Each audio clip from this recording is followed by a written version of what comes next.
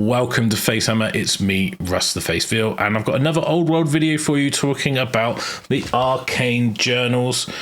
Games Workshop sent me copies of these in advance of today, so I've recorded these ready to give you my thoughts and talk about what you get in these books and what you need to go with them, and give you my thoughts on what's inside them. So I'm going to go through an overview of the book. I'm not going to deep dive into the unit profiles or write an army list, anything like that. That'll come later when I do the Tomb King and Bretonnian in-depth faction review. This is more an overview, and I'm going to just pick out a few key points, talk about army special rules and things that have caught my eye as I flick through the books. This is my really initial reaction as I've had a look, because there's so many rules. If I was going to do an in-depth review on everything, I will run out of time before today. So I thought I would do an overview so you can see what the product's all about, get some little tidbits of information, and then I will do some in-depth reviews going forward over the next week or so. So without further ado, let's get into the video, get ready for some hammer to your face, and let's look at these books.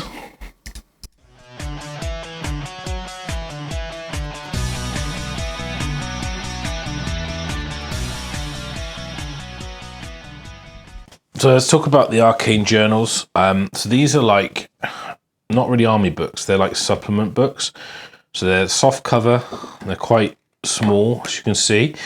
And these contain Armies of Infamy, which are like alternate ways to play the factions. Some extra magic items, some extra units, and some special rules, a little bit of lore. The Tomb King's got a special scenario in it, covering the same event of Cetra's invasion of the Border Princes. So I'm going to talk through these. I'm going to give you an overview. I'm not going to go deep dive in writing army lists or talking about like every single special rule, but I want to talk about a few things as I come onto them and why I think they're cool. I'm going to talk about both of them in the same video because they're only quite small books. So I'm going to start off with the Bretonnian one. So the best till last, that's what they say in it. So you've got your lore at the front, which expands on the lore that's in the other book, which is great because, you know, we like to know a little bit more about what's going on. I really like the heraldry page, which tells you about all the heraldry and the uniforms. I like this black and red scheme a lot. Then we have like the War of the Border Princes, and there's some other bits and bobs. Then there's this map where you've got this kind of the Gastile force, and then you've got Cetra coming up and invading the Border Princes. That's echoed in the Tomb King book with a little bit more detail from that. So I've read that. I haven't read this one, so apologies for lore people. And there's the Battle of Materia, so that's like a special scenario you can play.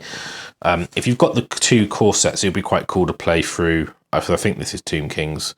You can use pretty much anything, but this is, yeah, Tomb King, so you could basically play each other in that. That'd be really cool. You might need Cetra and things, but, you know, you could aim to get towards that point. And then you've got the models, so you've got the new Knights on Foot.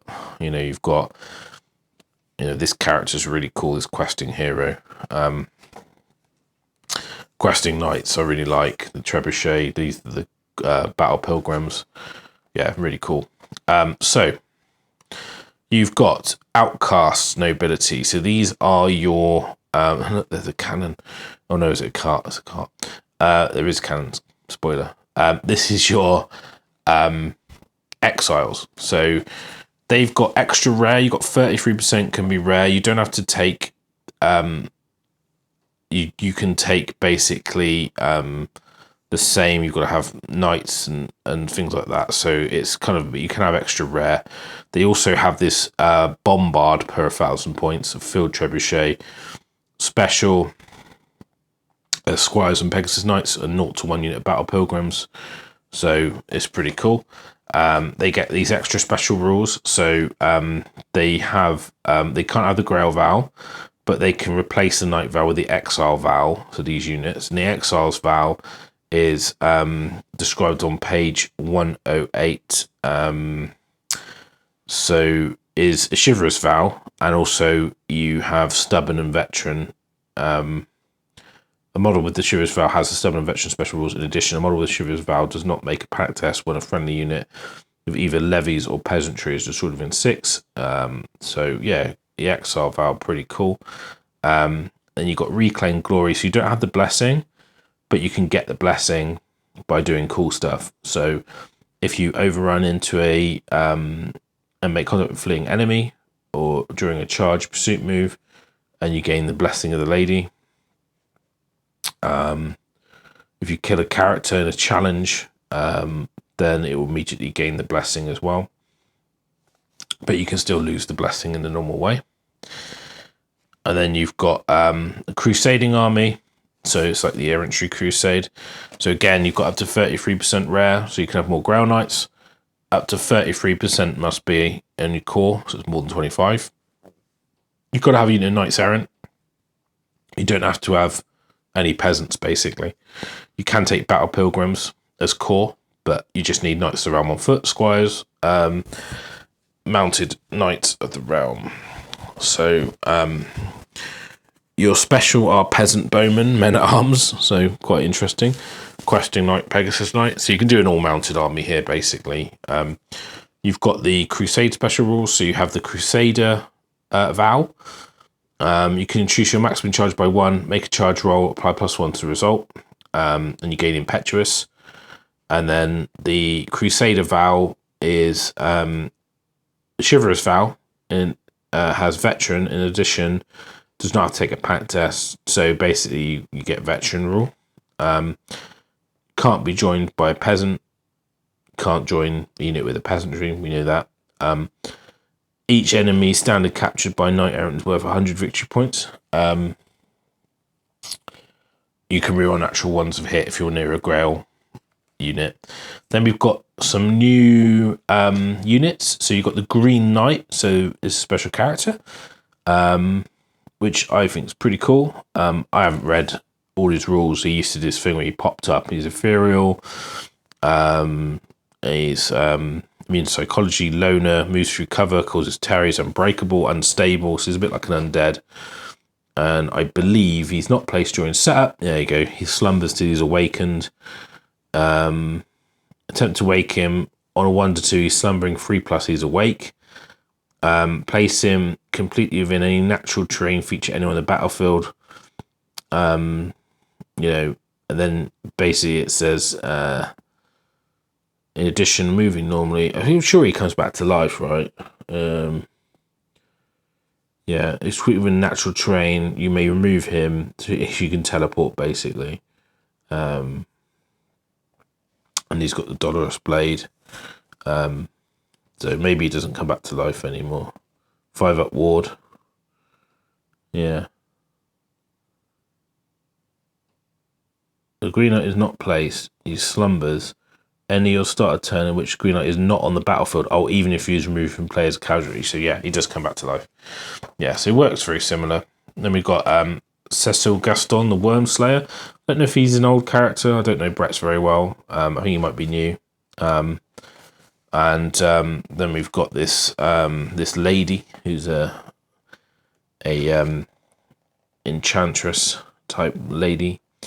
So yeah, she's a damsel in a way. She's a wizard. And then I think she mounted on a monstrous cavalry. Yeah, she's on the unicorn, I think. And then she's got the chalice. Okay. So, outcast wizards. So these are stuff you can take in the exile list. So these are kind of like you give them more magic lords you can take from. You've got untutored arcanist. So when you required to roll the miscast table, you've got to roll an extra d6 and discard the highest, so a bit more risky. They're a little bit way. Yeoman Guard, so I think these guys are like more elite peasants. And then you've got a Border Prince Brigands, which are basically like Empire Militia. They suggest using Empire Militia to represent them. The Bombard, which is the cannon. So these are all like the new units that you can take. And then there's extra magic items. Now, one of the things I didn't realise is that these magic items are not in the reference card pack for Bretonnians, which is a bit disappointing because if you bought the cards and you're like, oh, I haven't got half of them. So that's a bit annoying. But there are extra magic items in here. And these actually can be taken in a normal Brett army as well. So it's not just for these armies, these infamy armies. So yeah, some more magic items to take. So that's the Brett one. And there's the Green Knight on the back. Look, there he is, in his glory. And then we get into the Tomb King one. So the Tomb King one, much the same. Love that. You've got your lore at the front, so a little bit more expansive lore. The map of Khemri this time. A little bit about the cities, the land itself. Nice heraldry colour section. Really like that. It's almost like the uniform and heraldry books they did back in the day. The map showing this invasion. There's a little bit more going on here. This is the Mortuary Cult. This is the Cetra's army. And we got some orcs coming in. Clash on the Zandri Road. It's quite a fun bit of lore in here. I have read it. I won't spoil it. I say if you get this, have a read of it. You'll have a giggle. Then you can see here, I don't know, this helmet on the Bone Giant. It looks like they've added some that, or that's maybe a conversion. But there's some unridden snakes here. A little bit of a hint what's to come. So you've got these Necro Serpents. So that's a new unit you can take. Tomb Guard Chariots. That's again a new thing you can take. And then there's, you know, a High Priest of the Mortuary Cult and the Necrotect holding his whip. I don't know what they'll do with that, because it used to be fine cast only, I think. They never released it in metal, so hopefully they'll do it in Forge World resin, because it'll be a bit nicer. To Armies of the King. So you've got your Cetra's host, basically. So 50% on characters. You've got to have a Tomb King or Prince, Mortuary Priest, and Herald. So you don't have to have... Basically what happens is your king becomes your Hierophant, basically. So you get around it that way.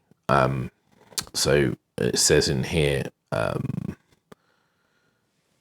you've got 33% of your army must be spent on skeleton chariots, 0 to 1 tomb guard or tomb guard chariots maintaining its core, skeleton archers, skeleton infantry cohorts, and skeleton cavalry cohorts. They've got extra rules. I think they could be detachments, basically, so you can have detachment units.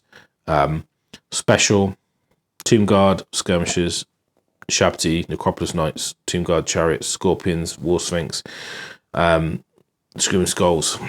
So you get these special rules. So you get grind them down. So friendly models, troop type chariot may roll the dice to determine the number of impact hits they cause. Language of the priest. The general within the current rule home must be a Tomb King or Prince for 35 points. They may also have the Arise special rule, be a level 1 wizard. They know spells from the law of necromancy, and must be chosen to be the army's Hierophant, even if they don't have the level of wizardry. A wizard with a special may wear armor without penalty. So you can do that. Or you can still take Mortuary Priests if you want. But yeah. Lay in wait. Skeleton skirmishers per 1,000 points. The ambush special rule. In one unit of horse archers of skeleton horse archers per 1,000 points may have the chariot runner special rule for free. So that's good. Definitely want that. Steadfast, volley fire during turn which moved or whilst performing stand and shoot. So you can move and volley fire. That's really good. Or doing a stand and shoot. Wow, okay, that's pretty good. And then that's your royal host. And then you've got your army of the priests. So the Mortuary Cult. It talks about the great betrayal and the might of the priesthood. And then it says you have a high priest or mortuary priest. You could have up to 1 tomb prince or architect per 1,000. So you can't have tomb kings, basically. Then you've got 33% must be on core, up to 33% on rare. And that's, you can take your casket, your colossus. You've got some extra choices in here. So 0 to 1 tomb swarm, 0 to 1 Ushabti may be core, 0 to 1 unit Necro Serpents may be core. You can take venerable Ushabti and other things in here. 0 to 1 Necrolyth Colossus or Necrosphinx will be taking a special, so some of the constructs move down a bracket in terms of their rarity. Gives you a bit of flexibility to shift your percentages around to get exactly what you want. And then you've got the authority of the Hierophant. The Mortuary Cult must include at least one Lich Priest with its Hierophant. The Hierophant is also its general, even if they're not the highest leadership. A Lich Priest in Mortal Kombat armor uses the Arise special rule whilst in command range of one or more other friendly Lich Priests. The number of lost wounds is increased by 1. So basically you get extra wounds back. For making a casting roll, a Lich Priest within Mortuary Cult army can draw upon the animus of undead constructs. Unit that's a Nakaran undead special rule that is within the Lich's command range. Its troop type is swarms, monsters infantry, monsters cavalry, monsters creature, or behemoth. The nominated unit immediately loses 1 to 3 wounds as chosen by the commanding player, and they gain that bonus to their cast roll. It doesn't negate miscast, obviously. The terrors below, so any scorpion or necroserpents that can have it for 2 points a model. When the model's placed, as a result of using the Beneath the Sand special rule, you can nominate a regular infantry or heavy infantry unit. They must immediately take a number of initiative tests equal to the unit strength of the model.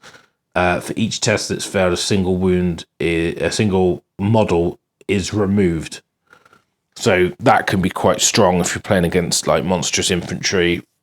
I don't think you can, because it says infantry, heavy or regular. So it's still quite good. I mean, like, you know, you get to ship off a few guys. I'm not sure, actually, looking at that, how useful that is, but it does kill models though, so maybe. Then you've got Cetra the Imperishable.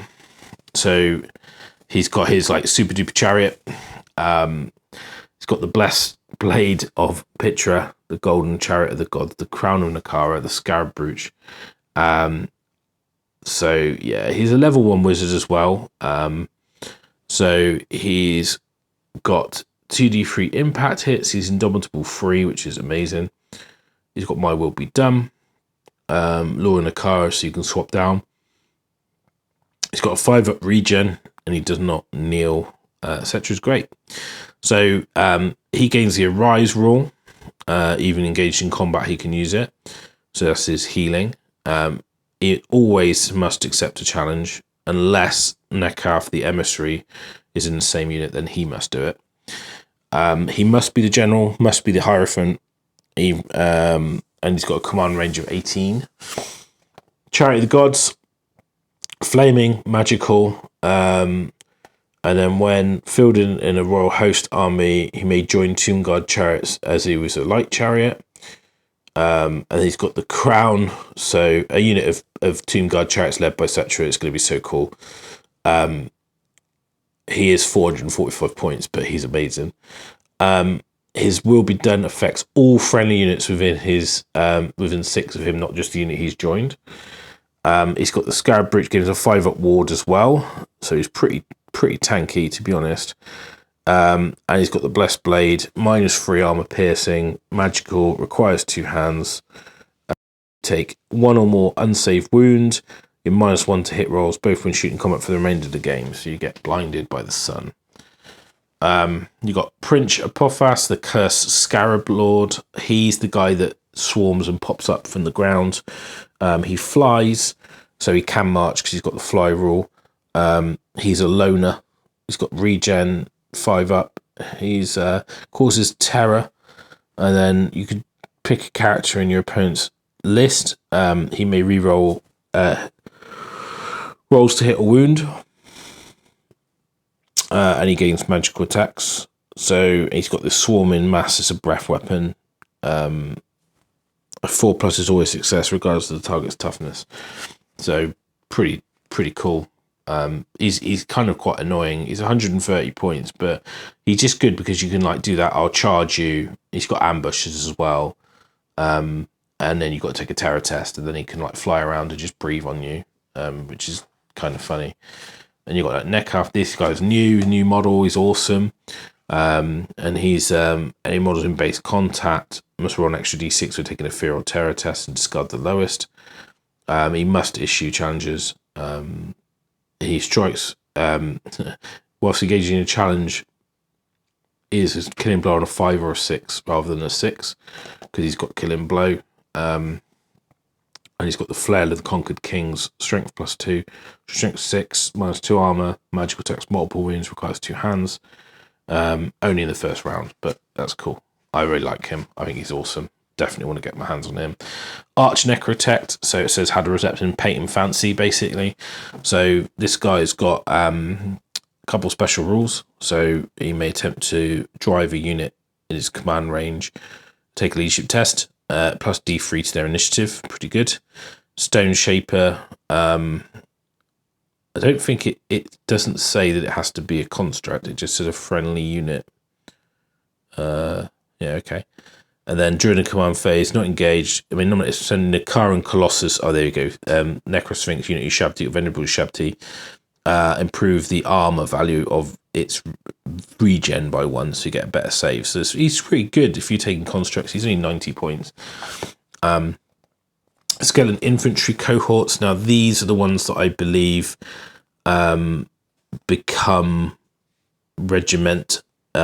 So regimental unit, yeah. So then you can take detachments basically. When writing your muster list, a skeleton infantry cohort must contain at least 10 Royal Host warriors and 10 Royal Host archers. Royal Host warriors always occupy the front rank. Oh, right, okay. So basically it's a mixed unit. So you have, 10 and 10. Okay, that's interesting. So it's like a mixed unit of archers and spearmen in the same unit. That's pretty cool, actually. They've got the phalanx rule. I guess it means you can volley fire, so you get half the archers shooting out the back.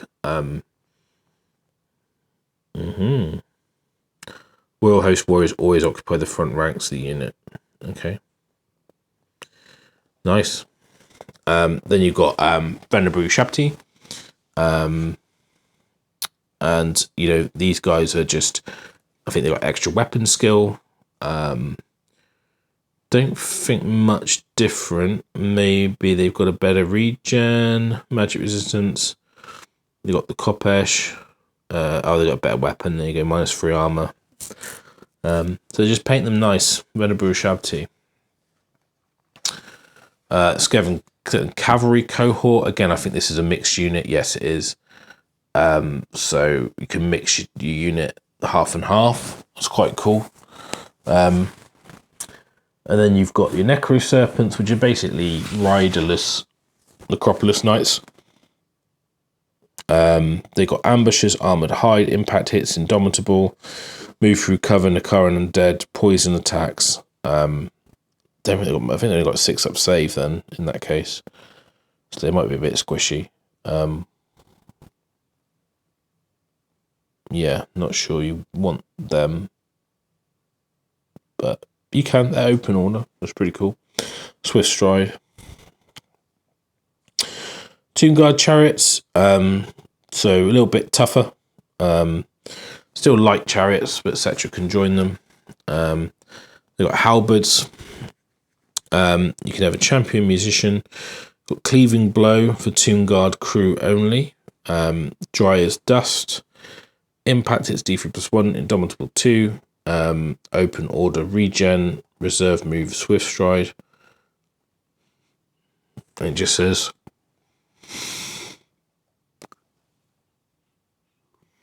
should be fairly easy to represent these. You just put Tomb Guard on the back of a chariot. Magic items, again, not in the reference pack, but there's some cool items in here. Banner of the Desert Winds. You know, this is infantry only, gains a vanguard and reserve move. So you're moving in the shooting phase. That's really strong. You know, you've got the Blade of Anaphark. That was always a good one. Arcane items. You've got these tablets of Tahu. So this is single use. Any number of their tablets, they +1 to their cast roll. So it's like they break the tablet for extra cast. So some cool stuff in there. Yeah, some good stuff. I like the Tomb King list in there. Obviously, Cetra is really cool. Prince of Pothas, I actually quite like that guy back in the day. So hopefully we'll see his model return. But that's the Arcane Journal for Tomb Kings and the Bretts. So as you say, they're like supplements. Do you need the other book to play them? Just stress that again. I would say if you're excited about Tomb Kings or Bretts, you should pick them up. If you're just going to play a normal army, you probably don't need to pick them up if you don't need to, but I think everyone will have them if you play those factions, because why wouldn't you use some more options? Yeah, so I don't know how I feel about that system of the journal and the big hardback and the rule book. It's quite a lot to carry around if you go into events and stuff, and a bit of back and forth flicking, like looking at profiles in here and then, oh no, it's in this book, and it might get a little bit annoying. I would hope to think there would be a consolidated book at some point, which would be nice to have, like a proper army book. Whether or not they'll do that, I don't know. They might keep it this style, a bit like the Horus Heresy, where you've got the two big faction books, and then they'll just do these supplement little books to add on, basically, and then maybe campaign books. So bit of a different model to how they release the rules. I hope there's some form of digital way of doing it, because it would be nice to not have to lug everything around. But it's a small criticism, really. I think I really like how cool the sort of the theme of these lists are. I really like that. I like the fact you can actually have a little contingent of these in your other army as well. So if you wanted to take like a prince in Tomb Guard chariots from his royal army, you could do that. Or a unit of Tomb Guard left by Neckarth, you could do that. It's not that you can't do that. So that's pretty cool. Yeah, so let me know what you think in the comments below if you're excited about these. I will be doing more in-depth faction reviews, a bit like the AOS reviews that we've done before, on each of the factions and with some example army lists. I just haven't had the time, and I haven't played the game yet, so I kind of want to get a bit of play under my belt and then have a bit more of an informed opinion about what I'm talking about with this stuff, because the game is quite different. Definitely check out my video, which talks about the main rules you need to know about, that are easy to miss. Basically, that's it from 8th edition to Old World. Yeah, so that's it. Thanks for watching. Like and subscribe and all that. If you want to get an Arc of Sight from Pro Painted, that would really help me out. And you can click through the link for 10% off. Thanks for watching. I'll catch you all in the next one.